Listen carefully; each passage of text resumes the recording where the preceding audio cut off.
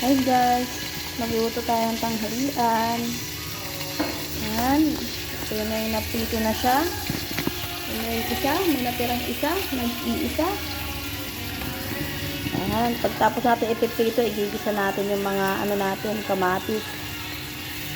Dito ko na pala, ang ginamit ko palang mantika, doon lang sa pinagprituhan ko ng isda para yung lasa niya magsasama-sama na. So, ilalagay na natin yung kamatis.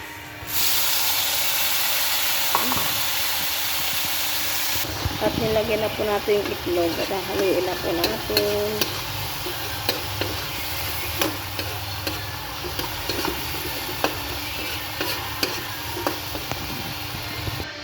Ilalagay na po natin yung isda. Ayan.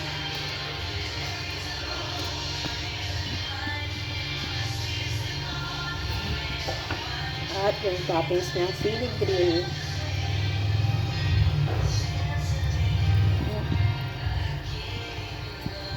At halu-haluin na natin.